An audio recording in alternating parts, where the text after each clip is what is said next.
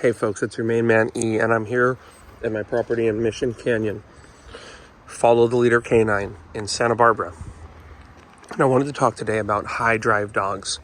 Now, if you're going to watch this video and find it helpful, please hit the like button, hit the subscribe button, maybe leave a comment so other people can find this video. Folks, I got to be honest, there's just really not that much great videos out there these days. So please help spread the word. Well, anyways, the high drive dog, the high energy dog, what is that? What am I talking about? Which one of these dogs that you see here chilling calmly is a high energy dog? Folks, believe it or not, we get a lot of high energy dogs in because high energy dogs typically are ones that need a lot of training. This girl right here has a lot of energy. This little pug here, Moose, he's got a lot of energy. George, that guy, he's got a lot of drive. Amaniti, she's got a lot of drive. By drive, Mango, by drive, this guy, I mean excitement. It's a dog that can get excitement. It's a dog that will push boundaries. It's a dog that will push back against things. They will pull on the leash. They will lunge. They will jump. They will try to overcome boundaries. And you will see when you have a high energy dog that when you exercise them, you walk with them, you play with them, they don't tire out easily. You'll be walking with them, you'll be playing with them, and even after playing with them, they'll just be excited immediately again. You know, this guy, you could be playing with him, everything seems fine. Next thing you know, he sees a dog and he just loses his mind. He starts making these crazy sounds. You know, Mango's like this too. You're walking Mango, everything seems fine. You're, been walking for an hour, and all of a sudden Mango just gets super excited, starts jumping up like a maniac. So your high energy dog, folks, they're not that dog that you had or somebody had that's real easy. You just take it on a 30-minute walk or an hour walk a day, play with 15 minutes a day, 30 minutes a day without really knowing what you're doing, and the dog's just great. And they sleep the rest of the time. So what do you do when you got a higher energy dog? What are we going to suggest that you do when you got a high energy dog? Well, I think the first thing you got to do is you got to understand, you got to structure the environment. You notice it's so calm here, folks. It's calm because the environment's structured. We have these placemats set up with leashes tied up to things. We've trained the dogs to learn to stay in their place. So the dog masters this basic command of just staying in their bed. There's crates here on the property, and there's, various yards even here that are enclosed in different sizes. We use baby gates inside of the house. We use X pens or portable pens to, structure parts of the property or parts of the house so that the dog is only in areas where there's not things around that get them very distracted. When we first get a dog in here, they can't be in a place where they're able to look out of the windows of the house and see everything driving by or see the mailman walking up. They're going to get too excited. When they're in the yard, maybe they got to be up here where they're not going to, see the bicyclists ride by or be super close when people come into the house. That'll get them all excited. We're limiting the unexpected, excitable things that are happening that we don't have control over. Okay, so that's the first thing we have to establish. Hey, let's create an environment for the dog that they can be in where we ultimately have control over the excitement. There aren't going to be unexpected things showing up randomly and getting the dog super excited. Okay, so we do that with the crate, we do that with the placemats, we do that also by just being with the dog in general in a way where we're not getting them, like my mom used to say, don't rile up the dogs. We're not getting the dogs riled up. We're not tickling the dogs, giving them these scritches, using the the cartoon voice, getting them all adrenalized when it's really not the right time. I come home at the end of the day, I'm just about to go to sleep, I'm just about to sit down for an hour or two. It's not fair for me to get the dog all excited. Okay, if I had a ball and I was about to throw the ball for the dog and I wanted them excited, hey, sounds great. If I was on a bicycle ride and I was about to go for a bike ride and they were going to be running around off leash when I was on the bike, sure. As I'm running, or when I release them to start running, I want them excited. I get it. If I've been gone for a really long period of time, of course the dog's going to be excited to see me. And there's nothing wrong with the dog being excited to see us. But what I'm talking about is petting the dog in a way when the dog is like this. And we pet them, and we talk to them, and we touch them, and we create an overall association that the dog starts thinking, this is how I should be around the person. They really like it when I'm like this. Nuh-uh. So we just hang out with the dog, and we pet them when they're calm, okay? There's a saying, you get what you pet. And for some of you out there, you may have to take a little break from the petting. I know it'll be hard. But you might have to focus a little bit more on training, a little bit more on mastering some basic skills before you can go back to petting them, because they might have an association with you petting them and with them being around you that is going to be primarily like, hey, I get really excited around this person. So in the house, in the car, in the yard, in general, have the dog be calm. Have them associate being around you, being in these places with being calm. You do that through training. You may need help from a professional, especially if the dog's been really excited for a long time. You might need help. Okay, that brings me to my next thing, which is you might need training tools with a high drive dog. That dog you see the person walking on a harness, that dog you see just walking the dog on a flat collar, either has already been trained on training tools and no longer needs them, or that dog is a dog that is very biddable, very low energy, and very easy to train. So you can see this one's wearing a prong collar. Okay, you can see this gentleman over here. He has this thing on his snout. That's by Heather's Heroes, the sidekick leash. You can see Poppy down here, Alondra's working with, has a 10-foot slip lead on. Whatever you're going to use to train your dog with, when it's a high drive dog, folks, it's not going to be a harness. It's not going to be a flat collar. I myself, out of curiosity, tried to train my own dog with a harness and a flat collar, who is a higher energy dog. I truly found that it was actually impossible. I wasn't able to do it. But I did try it because I had heard that it was possible to train the dog with just food, toys, and a harness and a flat collar. I was not able to do it. That's my own dog right there, my Amanita. So you could see a lot of these dogs also, they're wearing remote collars, the electronic collars. Folks, the reason they're wearing the electronic collars is so you can let the dog off leash to run around. A lot of high drive dogs, not only do they struggle understanding the leash, they're dogs that are inherently designed to push and pull and try to overcome things. And so when you pull on the leash with them, they pull back, they pull harder. When you push on them and they want to go through somewhere, they push back. So a lot of these dogs, by getting the remote collar on them, you can let them off leash, which is a lot easier to get them the exercise that they do need. I mean, let's face it. Yes, the high energy dog, he does need more exercise. And having them off leash, I could walk the dog for 30 minutes, and in a 30-minute walk, they are going to be able to move around and run around and get more exercise. Okay, so there is a chance that you're going to need training tools to communicate with the dog, what I'm about to go into next, which is when you have a high drive dog and you are exercising them, you are getting them excited, you're figuring out what are these outlets that my dog needs. Is it playing tug? Is it nose work? Is it agility? Is it doing protection work? Is it, maybe I do let it chase animals when I tell it to chase animals. Maybe I go for a run with the dog. Maybe I take the dog over to the park to play with dogs. Maybe I play tug with the dog. Maybe I mountain bike and the dog goes on my mountain bike with me. Maybe I set up one of those obstacle things in my yard where there's like the little rag that goes around on a string and the animal chases it, the dog chases it. Whatever you're going to do, folks, if you're trying to raise this dog to be a pet and not be just this freaking maniac of a dog, you're going to need to structure that process. You're going to need to have structure in the exercise. If you go to my YouTube playlist and my videos about play, you'll see it's all about structured play.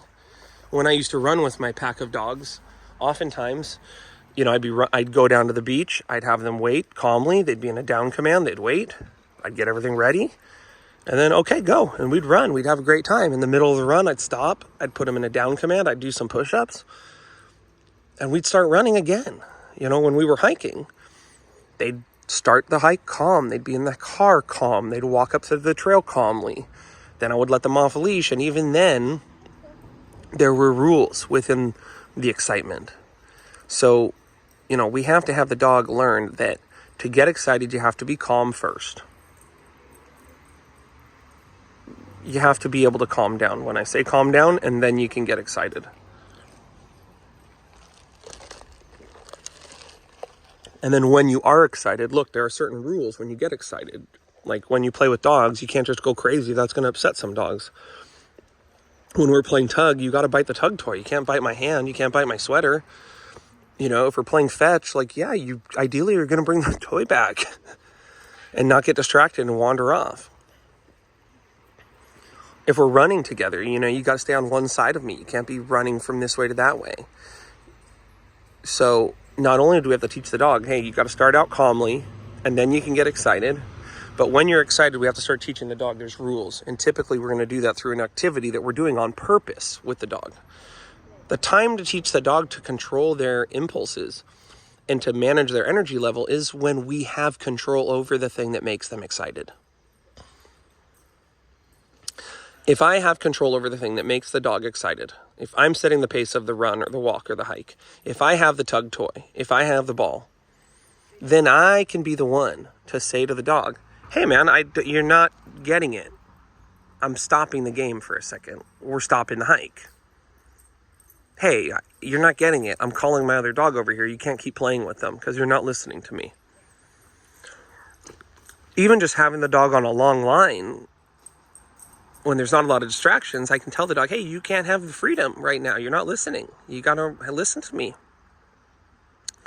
And I can find that balance between giving the dog what they need and getting my own need met for the dog listening to me. But if I try to work on managing excitement when I don't even have control over the very thing that makes the dog excited, a new person comes over who maybe is not the best at taking directions when my dog's excited. Maybe my dog's excited about another dog on the other side of the street. Maybe my dog's excited about my sweatshirt or my shoes or my shoelaces. It's not the time to work on managing that level in terms of teaching the dog, hey, here's how you get excited. That is the time to go, hey, whoa, this is crazy. I have to stop the dog. I have to move the dog away from this thing. This is too much. The dog's out of their mind. I don't want them to practice this behavior. Or, if you have the tools, you have the capabilities, and that's something you're comfortable with, correct the dog and tell the dog, no, dude, don't do that. Don't even get excited like that at all, dude. No, that's wrong. So, you teach the dog you got to be calm in order to get excited. You start teaching the dog, probably using the training collar, probably using the training tools. Hey, here's how you manage your levels of arousal. Here's how you manage your excitement. Here's how you calm down and then get excited again. And then at the end of these excitement modes, you have to have a very clear cool down period with these dogs. You can't exercise a high drive dog and then just go let them wander around afterwards and do whatever they want and walk around with the toy in their mouth after you're done playing with them for an hour or two. Or, you finish and you're in the car and you're heading home and they're pacing in the back of the car. Or you get them to your house and then, they just go in the backyard and they start looking for squirrels. You can't do that. You have to be clear with the dog. You get excitement and then we calm down. So you're calm, we get excited. While we are excited, I teach you how to control yourself. And then you calm down.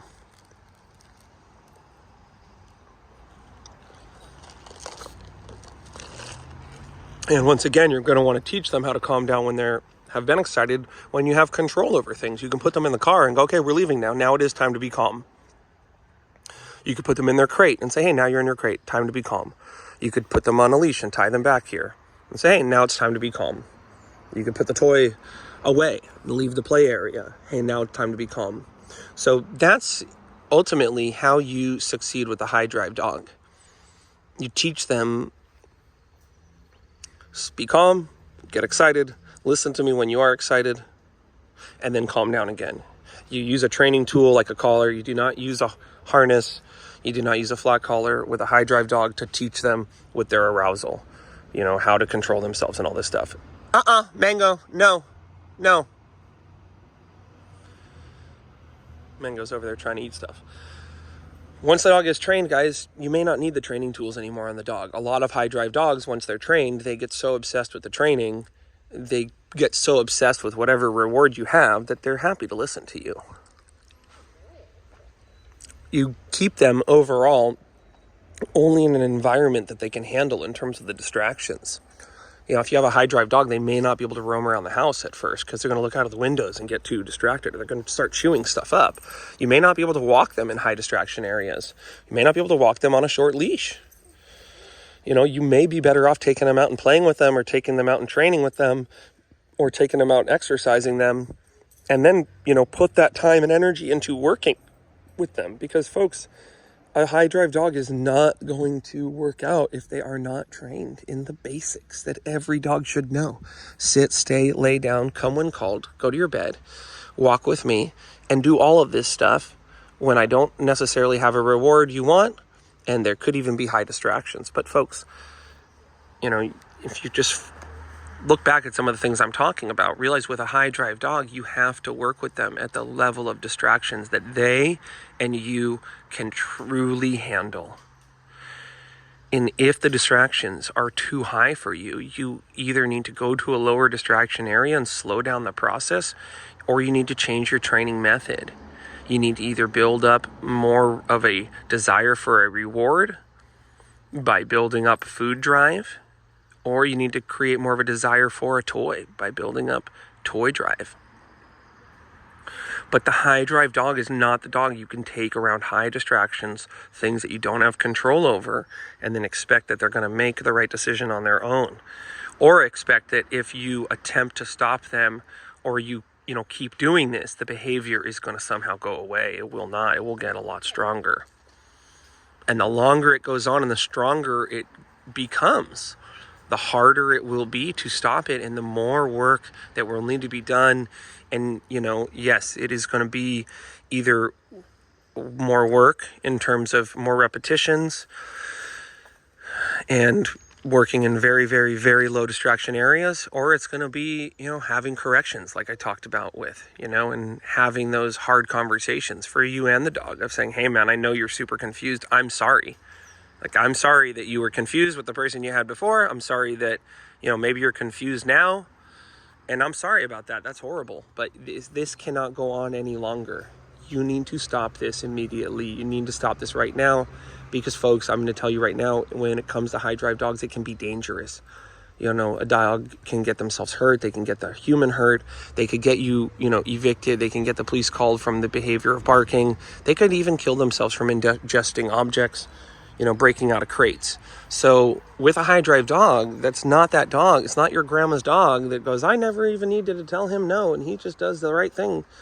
That's not that dog. No. I mean, you could see Odie here. He just been worked. We put him in his bed, and immediately he starts crying. He's telling us, this is too much for me. I can't handle this level of distraction. I can't handle this level of challenge right now. And if we sit here and we, try to unsuccessfully stop him, because at this point he's just a puppy, there's nothing we can really do in terms of correcting him. I don't really believe.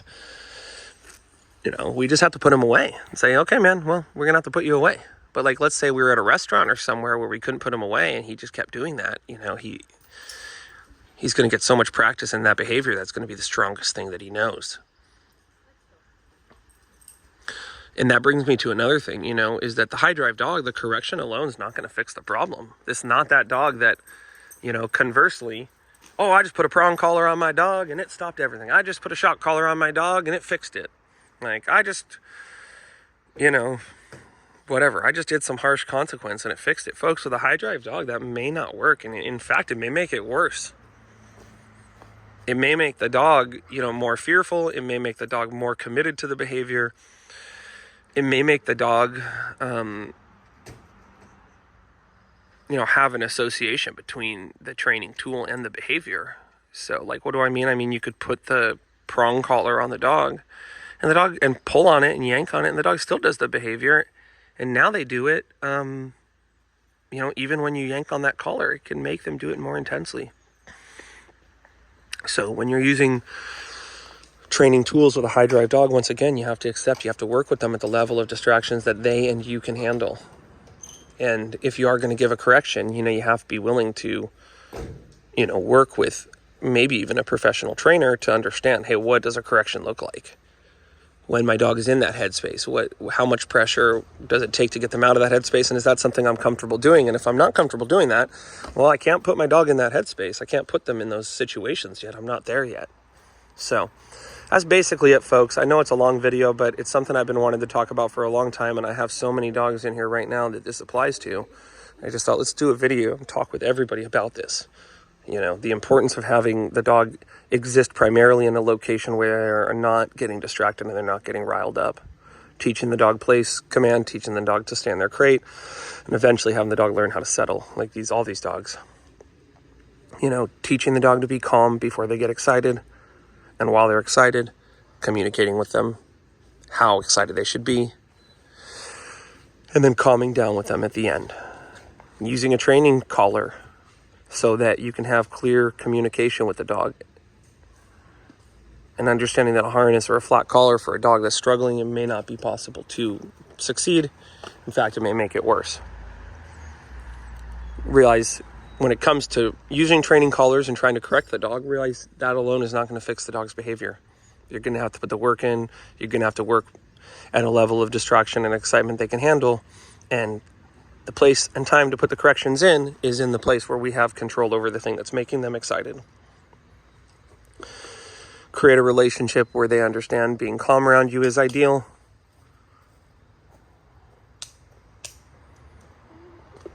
And be willing to understand the dog may need a correction. They may need punishment. And if you're not able to do that, you're not willing to do that, then the amount of work that will need to be done will need to be, you have to be realistic. Okay, I don't want to correct the dog. Okay, well, then you're going to have to do a lot of more work. And, you know, hey, even if I do correct the dog, it may not work. And I have to understand that. So that's all, folks. But if you watch this video this long, you have a dog that's a high drive dog, you got a lucky dog. Because, you know, you're taking the time to try to understand them, try to understand their needs. There's like 15 dogs here right now, guys. Super calm. Hasn't even been a peep this whole time. Except little Odie over there, for a minute, he made a peep. So, until next time, folks, I'll see you then. Remember, we don't blame them, we train them.